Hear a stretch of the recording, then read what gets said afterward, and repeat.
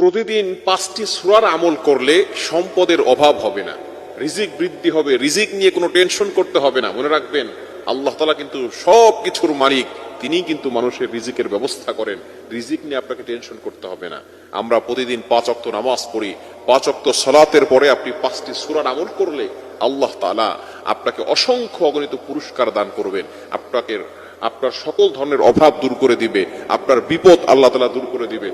শুধু তাই নয়, আল্লাহ তাআলা সম্পদ বৃদ্ধি করে দিবেন এবং শুধু দুনিয়াতে নয়, আখিরাতেও আল্লাহ পাক রব্বুল আলামিন শান্তির ব্যবস্থা করবেন। কবরের আযাব আল্লাহ পাক রব্বুল আলামিন মাফ করে দিবেন।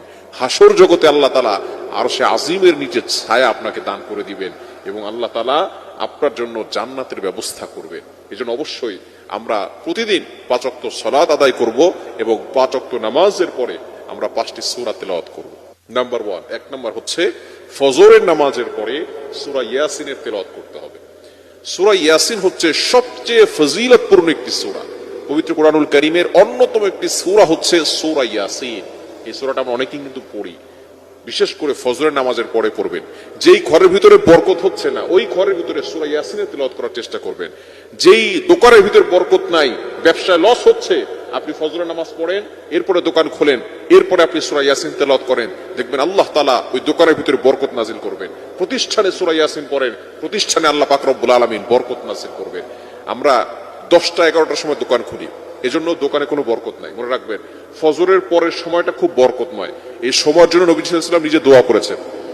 বুখারী শরীফের হাদিস রয়েছে, আল্লাহুম্মা বারিক লি উম্মতি ফি বুকুরিহা, হে আল্লাহ আমার উম্মতের সকালটা তুমি বরকতময় করে দাও। আল্লাহ কবুল করেছেন, এজন্য সকালটা বরকতময়। ফজরের নামাজের পরে দোকান খুলবেন, দেখবেন ওই দোকানে বরকত আছে। এবং সূরা ইয়াসিনের তেলাওয়াত করবেন। সূরা ইয়াসিনের তেলাওয়াত করলে আল্লাহ তাআলা অভাব দূর করে দেন, বিপদ আপদ থেকে হেফাজত করেন, ভয় দূর করেন, দুশমনের অ্যাটাক থেকে আল্লাহ আপনাকে হেফাজত করবেন। এজন্য ফজরের নামাজের পরে সূরা ইয়াসিন মাস্ট বি তেলাওয়াত করবেন। যদি পড়তে না পারেন, রেকর্ডিং চালু করে রাখবেন। দোকানে সূরা ইয়াসিনের রেকর্ড অথবা ঘরের ভিতরে সূরা ইয়াসিনের রেকর্ডিং চালু করে রাখবেন, শুনবেন, দেখবেন আল্লাহ তাআলা ঘরের ভিতরে, দোকানের ভিতরে বরকত নাজিল করবেন, অভাব দূর করে দিবেন। নাম্বার 2, দ্বিতীয় নাম্বার হচ্ছে জোহরের নামাজের পরে আপনি সূরা ফাতাহ তেলাওয়াত করবেন। ইন্না ফাতাহনা লাকা ফাতহাম মুবিনা, এই সূরাটা তেলাওয়াত করবেন। 26 নাম্বার পারা রয়েছে, একটু বড় সূরা, তবে পড়লে অনেকটা ফজিলত রয়েছে এটার ভিতরে। এটা হচ্ছে বিজয়ের সূরা, বিজয়ের সূরা। আল্লাহ পাক রব্বুল আলামিন তাকে বিজয় দান করবেন। তাহলে ফজরের নামাজের পরে সূরা ইয়াসিন পড়বেন, জোহরের নামাজের পরে সূরা ফাতাহ পড়বেন। ইন্না ফাতাহনা লাকা ফাতহাম মুবিনা, এই সূরাটা পড়বেন। এবং 3 নাম্বার হচ্ছে আসরের নামাজ। আসরের নামাজের পরে সূরা নাবা পড়বেন। নাবা, আম্মা ইয়াতাসাআলুন, 30 নাম্বার পারার একেবারে সর্বপ্রথম সূরা। আম্মা ইয়াতাসাআলুন আনিন নাবাইল আযীম আল্লাযী হুম ফীহি মুখতালিফুন, এই সূরাটা পড়বেন। যে ব্যক্তি আসরের নামাজের পরে সূরা নাবা পড়ে, কিয়ামতের ময়দানে আল্লাহ পাক রব্বুল আলামিন যে হাউজে কাউসার নবীজি সাল্লাল্লাহু আলাইহি ওয়াসাল্লামকে দান করেছেন, এই হাউজে কাউসারের পানি সে পেয়ে যাবে। বলেন সুবহানাল্লাহ। Can you imagine that? আপনি কল্পনা করছেন, যদি সূরা নাবা আপনি আসরের নামাজের পরে পড়তে পারেন, তাহলে আল্লাহ তাআলা যে হাউজে কাউসার দান করেছেন নবীজি সাল্লাল্লাহু আলাইহি ওয়াসাল্লামকে, সেই হাউজে কাউসারের পানি আপনাকে পান করিয়ে দেওয়া হবে। আর যে ব্যক্তি একবার হাউজে কাউসারের পানি পান করবে, তার 500 বছর ধরে কোনো পানি তৃষ্ণাই লাগবে। এজন্য আপনি সূরা নাবা পড়বেন আসরের নামাজের পরে। 4 নাম্বার, মাগরিবের নামাজের পরে সূরা ওয়াকিয়া পড়বেন। আব্দুল্লাহ ইবনে মাসউদ রাদিয়াল্লাহু তাআলা আনহু, তিনি যখন অসুস্থ হয়ে পড়লেন, হঠাৎ করে তার মেয়েরা যখন তার সেবা শুশ্রূষা করছে, তখন ওসমান রাদিয়াল্লাহু তাআলা আনহু খলিফা আমিরুল মুমিনিন হযরত ওসমান রাদিয়াল্লাহু তাআলা আনহু, তিনি চলে গেলেন আব্দুল্লাহ ইবনে মাসউদ রাদিয়াল্লাহু তাআলা আনহুর বাসায়। শুআবুল ঈমান লিল বাইহাকির ভিতরে রয়েছে।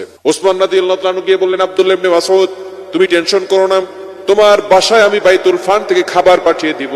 তোমার বাসায় আমি বাইতুল ফান্ড থেকে খাবার পাঠাবো তোমার মেয়েদের জন্য, তুমি টেনশন করো না। এবার আব্দুল্লাহ ইবনে মাসউদ বলে, আমার নবী আমাকে একটা সূরা শিক্ষা দিয়েছেন এবং বলে দিয়েছেন, যে ব্যক্তি সূরা মাগরিবের নামাজের পরে পড়বে, তার ঘরের ভিতরে কোনো অভাব থাকবে না।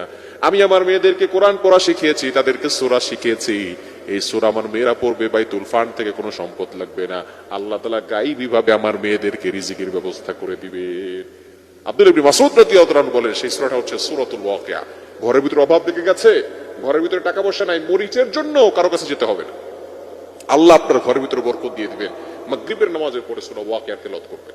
মাগরিবের নামাজের পরে সূরা ওয়াকিয়া। 5 নাম্বার, ইশারার নামাজের পরে সূরা মুলক, তাবারাকাল্লাযী বিয়াদিহিল মুলক, সূরা 29 নাম্বার পারার 1 নাম্বার প্রথম যে সূরাটা, সেটাই হচ্ছে সূরাতুল মুলক। যে ব্যক্তি সূরা মুলক পড়বে, তার ইন্তেকালের পরে তার কবরে কোনো আযাব হবে না। আল্লাহ তাআলা সূরা মুলকটাকে তার কবরে পাঠিয়ে দিবেন এবং সূরা মুলক তাকে কবরের আযাব থেকে হেফাজত করবে। সুতরাং এই 5 ওয়াক্ত নামাজের পরে 5টি সূরা পড়বেন। ফজরের নামাজের পরে সূরা ইয়াসিন, জোহরের নামাজের পরে সূরা ফাতাহ এবং মাগরিবের আসরের নামাজের পরে সূরা নাবা, মাগরিবের পরে সূরা ওয়াকিয়া, ইশার নামাজের পরে সূরা মুলক। এই 5টি সূরা পড়লে আল্লাহ পাক রব্বুল আলামিন অভাব দূর করে দিবেন, সম্পদ বৃদ্ধি করবেন, দুনিয়াতেও আল্লাহ তাআলা সুখ শান্তি দিবেন, আখিরাতেও আল্লাহ তাআলা সুখ শান্তির ব্যবস্থা করে জান্নাতের ব্যবস্থা করে